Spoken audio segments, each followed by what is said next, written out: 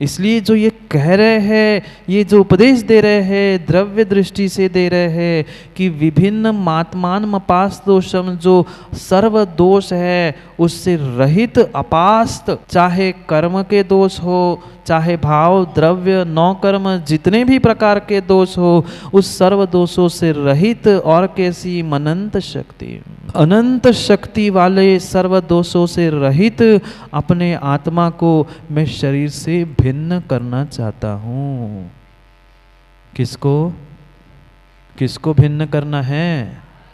किसी बेटे को घर से नहीं, किसी व्यक्ति को देश राष्ट्र समाज घर से नहीं, अपितु अपने शरीर से अनंत शक्ति वाली दोष रहित आत्मा को भिन्न करना है। यह भेद विज्ञान करना था, ना कि भेद भाव करना था।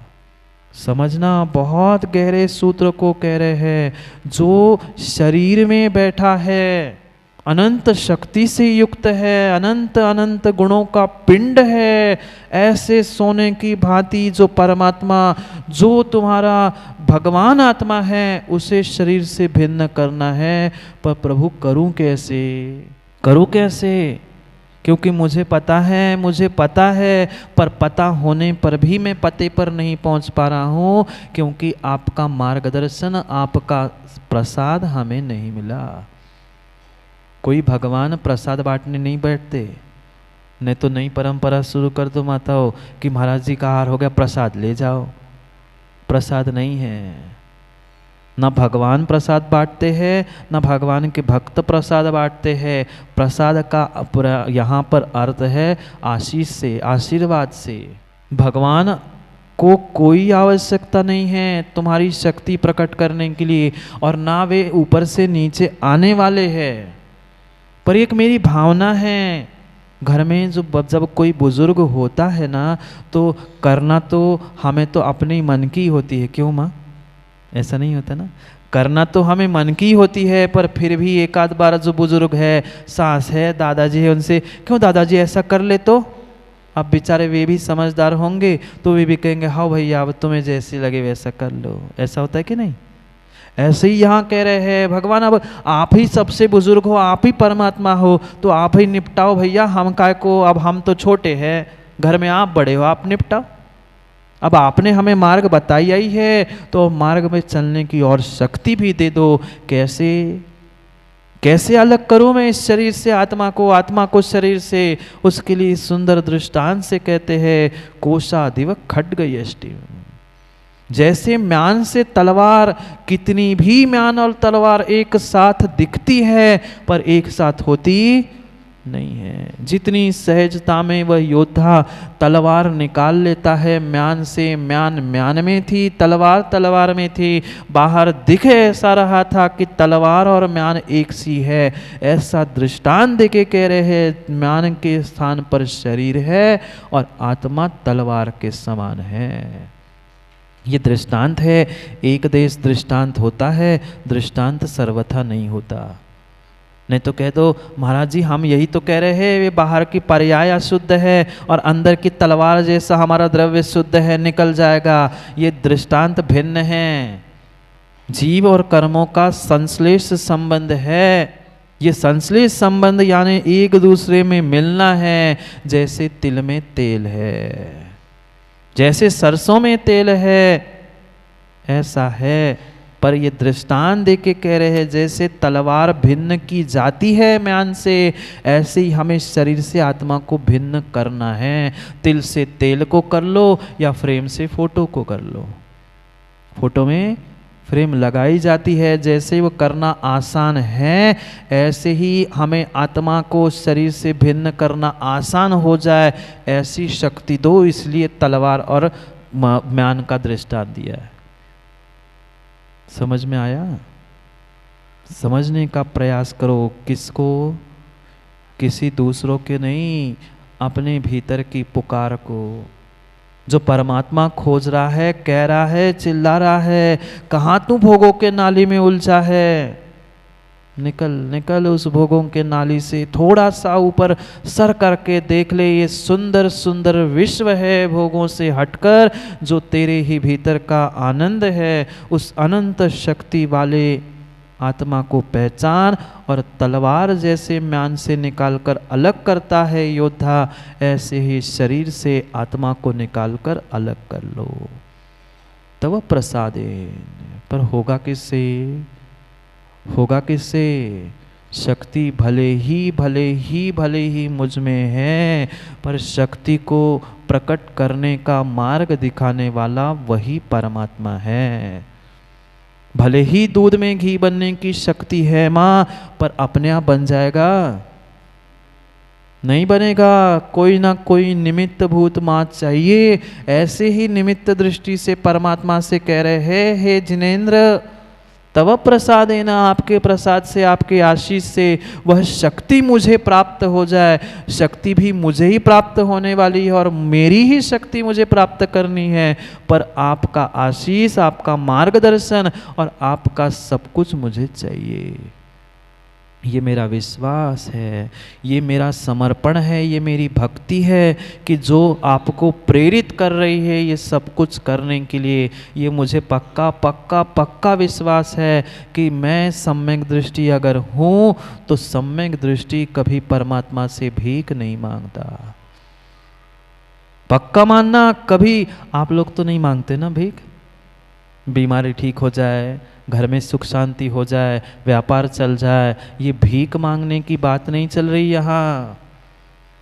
पक्का आचार्य महाराज को भी निर्णय है कि परमात्मा देने वाले नहीं हैं, कोई किसी का करता नहीं है, कण कण स्वतंत्र है, मात्र भावना भा रहे है कि भगवान ऐसा हो जाए तो कितना अच्छा होगा।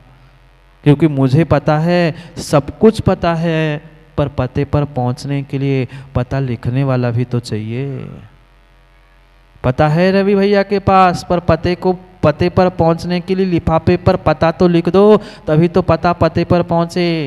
पर क्या करे, पता है पर पते पर नहीं पहुंचे, क्योंकि पता आज तक पते पर नहीं लिख पाए। कर लो थोड़ा सा पता कि मैं कौन हूँ, कहाँ हूँ, कैसा हूँ, उस परमात्मा पर छोड़ दो। परमात्मा करता नहीं है।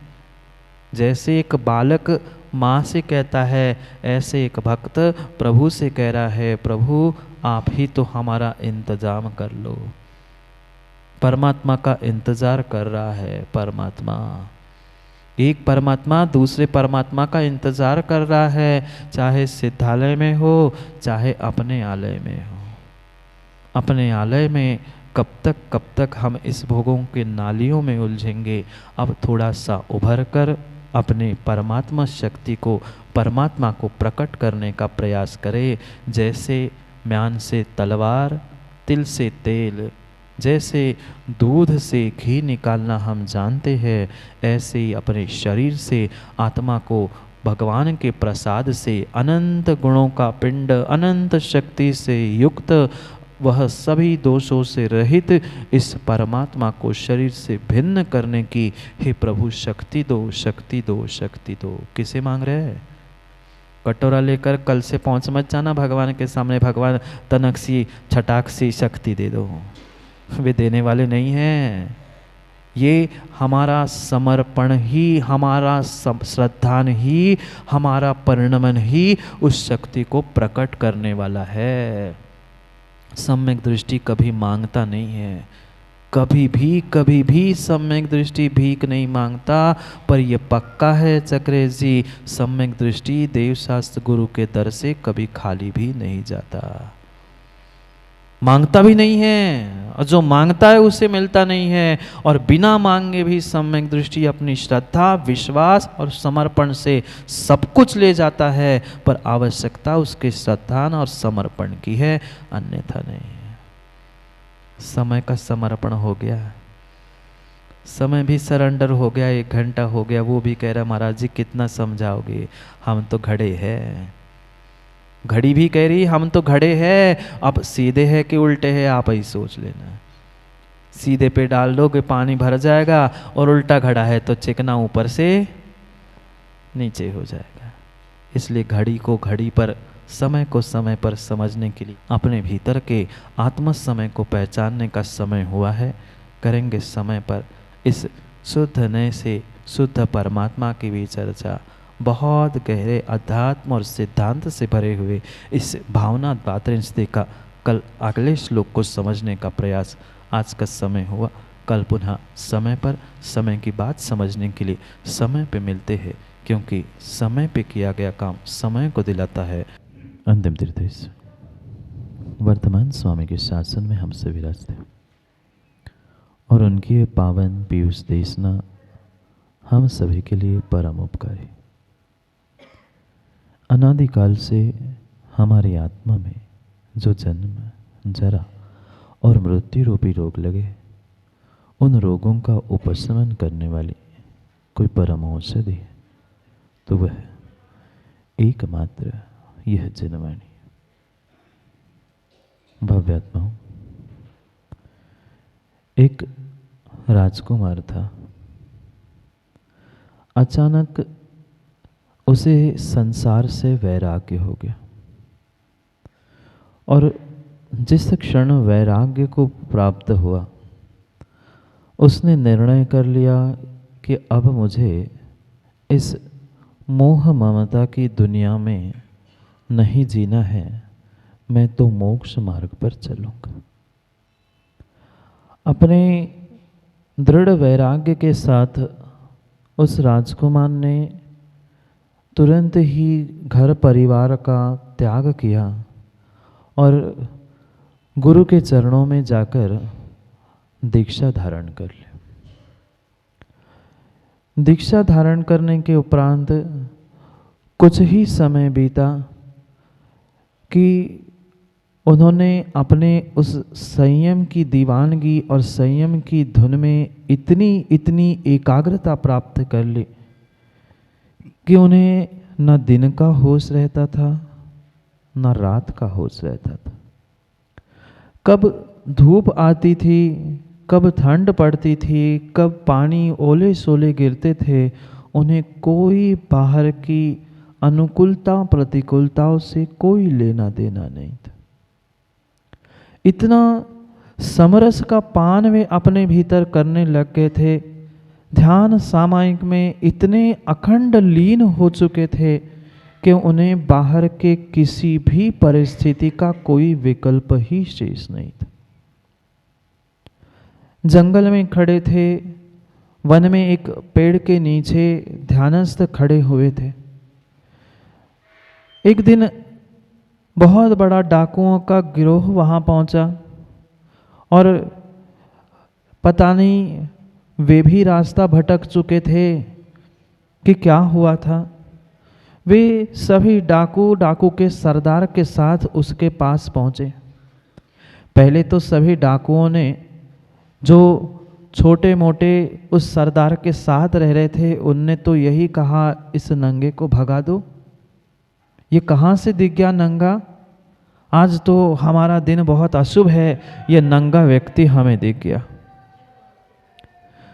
उसने निर्णय किया और सरदार तो सरदार थे। सरदार ने जैसे ही देखा कि ये नंगा तो नहीं है, कोई विशेष व्यक्ति है। जैसे ही सरदार ने देखा कि ये कोई विशेष व्यक्ति है, कोई साधु, कोई बाबा जी है, कोई गुरु है, फिर भी जाकर पास में पहुंचा और वो जितने उसके साथ में डाकू थे उन प्रत्येक डाकुओं ने उनको भगाने का प्रयास किया। किसी ने गाली दी, किसी ने पत्थर उठा के फेंकने का प्रयास किया, पर सरदार था, मुखिया था, समझदार था। जो बड़ा होता है, बुजुर्ग होता है, चाहे घर का हो, समाज का हो, चाहे कहीं किसी कार्य में मुखिया अगुआ बनने वाला हो, वह वास्तव में बड़ा है तो समझदार है, और समझदार है राजकुमार जी तो बड़ा है। वह भी डाकू थोड़ा सा समझदार था। इन्होंने पत्थर उठाए, गाली गलौच की, पर सरदार ने कहा नहीं, आप बिल्कुल इन्हें परेशान नहीं करो, ये कोई साधु महाराज दिखते हैं, ये कोई गुरु महाराज है, आप इनको मत छेड़ना। पर छोटे घुल्ले ज़्यादा उचकते हैं, छोटे लोग ज़्यादा उचकते हैं, उनके डाकुओं ने नहीं माना। फिर भी वे बहुत समय तक गाली गलौज करते रहे और उन्हें परेशान करने का प्रयास करते रहे।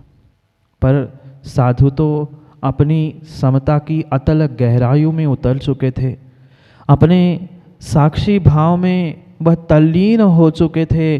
उन्हें बाहर के उपसर्गों से भी कोई लेना देना शेष नहीं था। कुछ समय बीता, फिर डाकू ने सोचा कि इनसे पूछे ही लूँ प्रेम से कि यहाँ कहीं पुलिस वगैरह आने का डर तो नहीं है, क्या यहाँ हम छुप के अच्छे से डाका डाल सकते हैं। निवेदन किया, सरदार ने हाथ जोड़े, विनती की, पर महाराज थोड़ी बोलने वाले थे। वे तो अपने ध्यान सामायिक में लीन थे। उन्होंने आंख खोलकर भी उस डाकू को नहीं देखा, पत्थर मारने वाले को नहीं देखा, न हाथ जोड़ने वाले को उसने देखा। जैसे ही समझ गए कि अब ये कोई उत्तर दे नहीं रहे हैं, उन्होंने निर्णय किया कोई बात नहीं है, हम यही कहीं पेड़ के पीछे पेड़ों में जाकर छुप जाते हैं। और जाकर वे सभी डाकू, सरदार, उनका पूरा गिरोह जाकर छुप गया पास के ही पेड़ों में, और पत्थरों के पीछे जाकर वह छुप गया। और जैसे ही वह छुप गया, कुछ ही समय बीता होगा, लगभग एक आध घंटा ही नहीं बीता होगा, उतने में एक बहुत बड़ी राजकन्या को लेकर, बहुत सुंदर राजकन्या को लेकर उसकी माँ रथ में सवार होकर आ रही थी। दूर से ही जैसे उस माँ ने उस पेड़ के नीचे खड़े हुए निर्ग्रंथ मुनिराज को देखा, उसका मन गदगद हो गया। क्यों माँ, कोई मुनिराज तपस्या करते हुए दूर से दिख जाए, आप कहीं यात्रा में चले जाओ और मात्र हमें तो यही पता था कि भगवान के दर्शन करके लौटना है, पर पता चल जाए कोई महाराज है तो अच्छा लगता है कि कितना हो भाग्य, हम तो भगवान के दर्शन करने आए थे और साक्षात हमें तो मुनिराज के दर्शन मिल गए। और वह माँ सोच ही रही थी कि मैं तो अपनी बेटी की सगाई करने के लिए जा रही हूँ, और कितना शुभ शकुन है कि जाते जाते मुझे साक्षात मुनिराज के दर्शन मिल गए। और वह सोचते सोचते रथ आगे ही बढ़ रहा था, और जैसे रथ आगे बढ़ा, आगे बढ़ते ही रथ से उस माँ ने देखा कि ये महाराज कहीं जाने पहचाने से लगते।